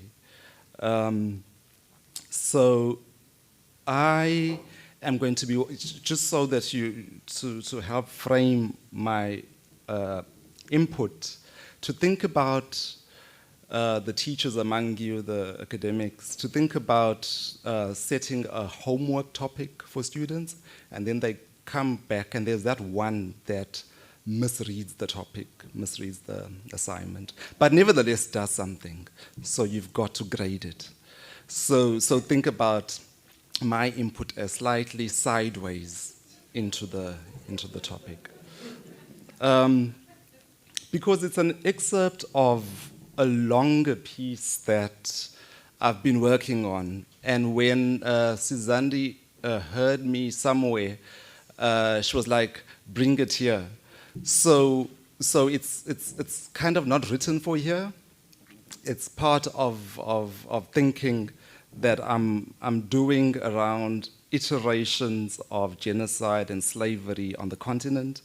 And the focus really there is on how landscape and water remember violence and genocide. And of course that won't surprise you, given that I'm interested in the continuities between the human and the more than human. Since it does not deal with the immediacy of genocide in the ways that my co-panelists were talking about, it relies on traces and fragments. The register is therefore less urgent, but it is persistent, insistent on memory and making demands on the present. I'm not a historian, and while I provide some facts about the Namibian genocide, this is not the intent to give you a historical reading. Other people have done this work really well, and it's easily accessible. So I put the map up there. It's a very blurry map, and I was trying to find a good one, but I couldn't. But that may serve the purposes of what I want to do. Is to, if we, because part of the project begins in Kenya, if we think of the entire East Africa and we go all the way around, each of those spaces which are now countries just sticking coastally have experienced mass extraction of people, first from the center, from countries that are not on the coast, people taken to, as you know, enslaved, and I know, Roman, you've got a different concept, enslaved on the coast and outward. We've spoken about where these people were taken. There's Amman, okay, Amman's not on the map, but north, and then into the Indian Ocean islands, and then all the way towards India. So that's Kenya. Same in Tanzania, which is just below Kenya. People from Malawi, from Zambia, from a whole range of countries. Right, a YouTube break. So below Tanzania, we've got Mozambique, which is a really long country and coast. And we often think of the slave trade from Mozambique as very specific to Mozambique, but many of those people were from the surrounding countries, including KZN, and what that means for movement, because much of this was before the colonial boundaries. And all the way to South Africa, and we know about the slave trade in the Cape. But as the Great Trek moves inland, it moves with enslaved people running away from the end of slavery manumission in the Cape Colony. So slavery is writ large in South Africa, and next to South Africa is Namibia, and next to that is Angola, and we know Angola's the slave trade in Angola. So just some context in a macro scale, which we all know already, and then to zoom in very specifically on Namibia, but even there, to zoom in more to Luderik, which is in the south of Namibia, fairly close to South Africa, and I want to focus my talk on an island just off Luderik, which is no longer an island now because they filled it up. But where between 1904 and 1907 was a concentration camp, which was also where a death camp, called a death camp. And it's there that, a very small island, but over 3,500 people were killed. In the whole of Namibia, there's debates about whether or not it's 24,000 or 100 and something thousand people were killed. Of course, when it comes to Black Death, historically, the numbers have never really mattered. The exactness of it has never really mattered because nobody's counting. So to begin with a poem by Namibian genocide reparation activist Jefa Ugurimo, whose poem is titled, "The Sea Can't Swallow Me. My bones resting at sea bottom, fish feast on my flesh. You thought I would be forgotten, but the salt of the sea keeps my bones fresh. The sea can't swallow me, the sea and I are one. One bright day, the waves will wash my bones ashore. In my children's memory I stay. The sea can't swallow me, the sea, and I01. To read genocide, end of poem, to read genocide and the long era of colonialism blackly, it is necessary to look past the colonial archive. After all, this is an archive written for and by imperialists and settlers who benefited from colonial oppression and saw the world through the prism of European enlightenment, invested in the extraction of colonial territories constituting the majority world. As we have learned from the Ovaherero and the Nama genocide carried out by the Germans in Namibia and apartheid here in South Africa, murderous regimes destroy and curate archives. To circumvent and augment the gaps in these archives, I turn to the ocean, which was a formative way of knowing the colonial world. To know differently, the natural world provides planetary scripts of being and knowing. When attending to these sites, we might approach them with questions about what they tell us about recent and distant pasts. We may inquire about the meanings, constructions, and value of time for making meaning of communities that live in relation to and with water along the shore and its shorelines. We might look at what has survived and what has been eroded by greed and through various forms of inundation, wear, and tear. This is the work of attending to traces of things endured. The skeletal remains of enslaved people and those murdered in genocides litter the sea and riverbeds and form part of the coral skeletons among rocks and coral reefs. The murder of Nama and Ovaherero was the first genocide of the 20th century. My focus is its occurrence in Luderitz in that time period between 1904 and 1907. Since then, Shark Island has been known as the death camp. On the small island just off Luderitz's mainland, now conjoined by a controversial landfill, approximately 3,000 people were killed. Evocatively describing Luderitz, Casper Eriksson and David Olusoga observe, describing this island, it's trapped between freezing waters of the South Atlantic and endless dune fields of the Namib Desert. It is without doubt one of the strangest places on earth. The sea of sand dunes stops literally on the edge of town. They seem encamped, as if waiting for permission to enter. In the mornings, when the desert is screened behind a thick curtain of mist, Luderitz looks completely untropical. Even on a good day, the town looks half dead. Fabian Leham depicts it as remote and wedged between the icy Atlantic Ocean and the foothills of the Namib Desert, buffeted by strong winds. Like these authors, when I first arrived on Shark Island just in June last month,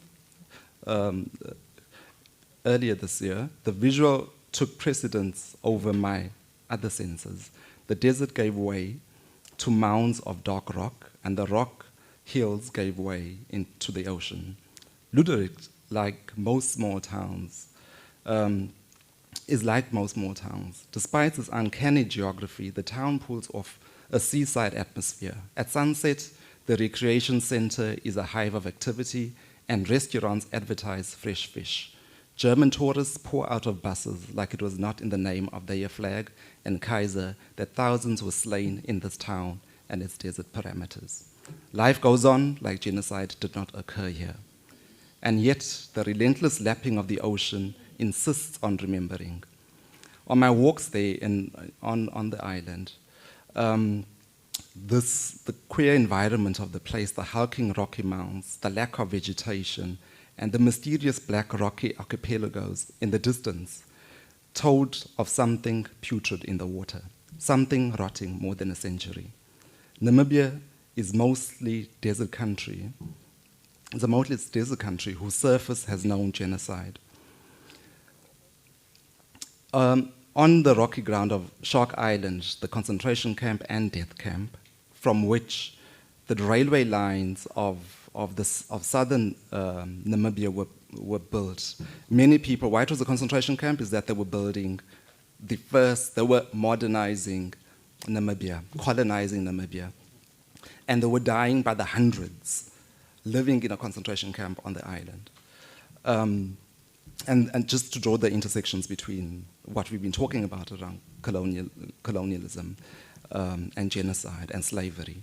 And now they've discovered oil just off Namibia, Total of course, so it won't be owned by the Namibians, just like in Mozambique, in the north of Mozambique, Total and Cabo Delgado has happened, and who knows what's going to happen just off the site of genocide. A report by Forensics and Forensics Architecture published this April 2024 tells us that Shark Island in southern Namibia is a site of genocide. And this is where the first genocide of the century happened, just a few short years before it happened in Germany. So yeah, so the Germans practiced the art there before they took it to the Jews. The report is invested in securing the island as a memorial site and against extractive industries intent on occupying the island. So at the moment, they want to expand the harbor, which is just off there, and also in preparation for this oil. And what the risks are, this report has found, is that the entire site where a genocide happened is likely to be covered in development. Yeah, and people on the normal walks sometimes find skeletons on the island, and all of that is at risk of being covered. Around Ludwig's, the report says, unmarked graves exist that are very likely the internments of deceased inmates on Shark Island. Within at least one of these burial locations, several interments are likely to be mass graves. Infrastructure designed to connect the port to the surrounding desert runs the risk of destroying these unmarked burial grounds. So compounding evidence by natural scientists and historians tells us that the cold waters of Ludwig's Bay contain human bones and rusted manacles. Reading the historical record, Erickson and Olusoga return to the disposal of bodies in the death camp. They observed that even though nearly 20 prisoners were dying every day, the camp overseers made little effort to dispose of their bodies. Many were simply dumped into the sea. The report by the architectural company gives multiple references of inmates that were thrown into the sea off the island. They observed that these testimonies are substantiated by written reports, such as that of a transport rider. So if you saw the map of South Africa, it's quite close. So people traveled often there. And one of these riders, Leslie Bartlett from the Cape, stated that in 1905 he saw corpses of prisoners washed ashore because bodies thrown into water often return. Among those was a young woman with practically fleshless limbs whose breasts had been eaten by jackals.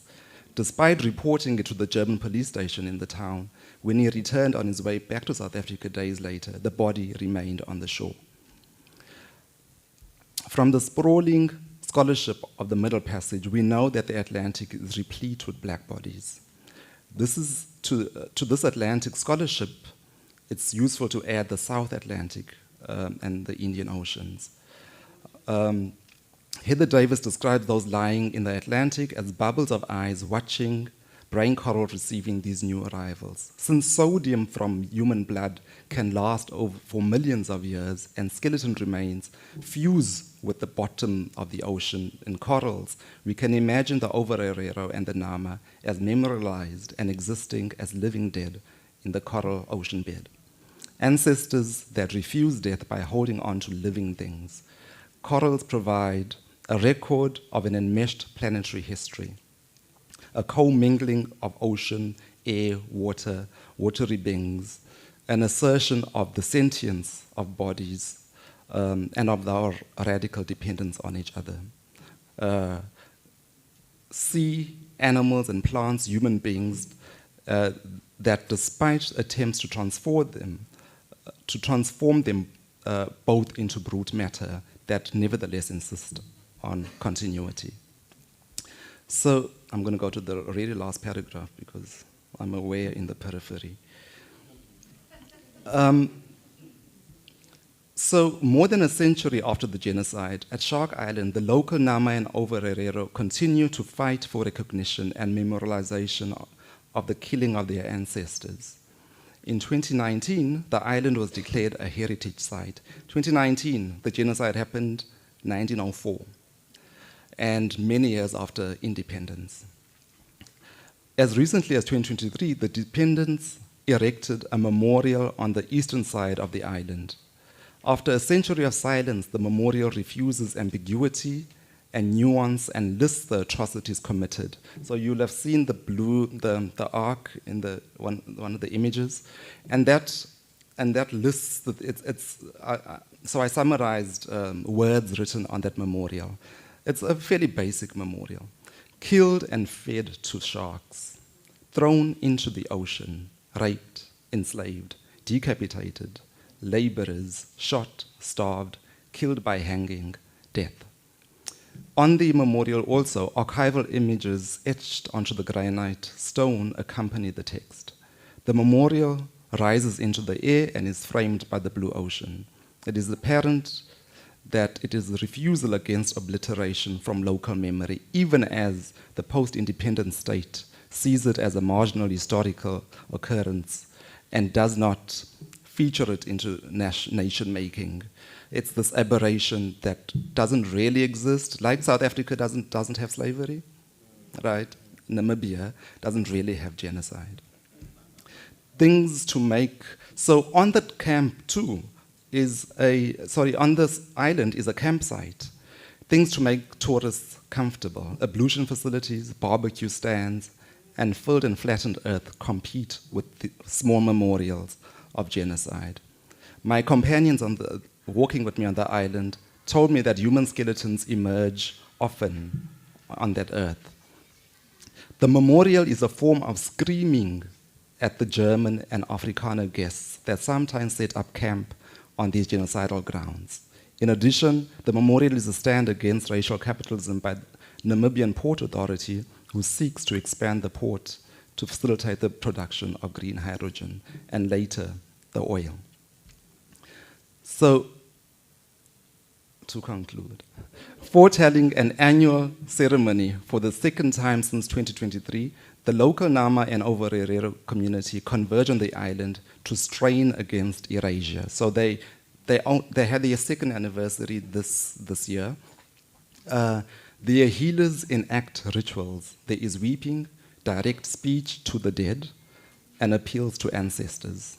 However, when I arrived in Ludwig, just in a month over the April ceremony, all was quiet on the island. A wreath remained stuck at the base of the new memorial. I visited at different times. At early morning, I was alone on the island. In the biting cold, I stood in front of the commemorative grave of Captain Cornelius Fredericks and others killed there. At the second memorial, I wondered if my tears counted for anything. A weeping for the horror of people worked to death, thrown into water and fed to sharks. All around the landscape of Ludwig proclaimed German superintendents.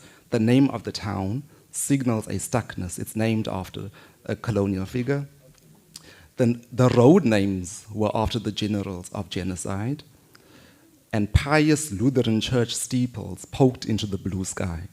But facing the water, the ocean, the hulking limestone rock poking from the ocean, and the dead vibrate around the soundscape. This too is wake work, a kind of returning to the site of the dead to remember them if that's all we can do. Thank you. Thanks, Hugo. Not at all discordant. I think we all agree. Totally appropriate. So as Hugo takes his seat and Haida, we all rise. Please remain seated. The speakers. Close your eyes, lift your heels, and take a deep breath. Keep it in for a few seconds. Exhale. One more time. Exhale. Thank you. And now we're going to have a break for 15 minutes. We're going to come back and ask the questions, but before we go, I'm sure you agree that all the speakers did a fantastic job, deserve an applause. It's not getting you to give a standing ovation by stealth. I knew you would want to do that in any case, but I thought that was fantastic. So we'll come back. Please think about your questions, comments, etc., and we'll spend some time dealing with it. Thank you.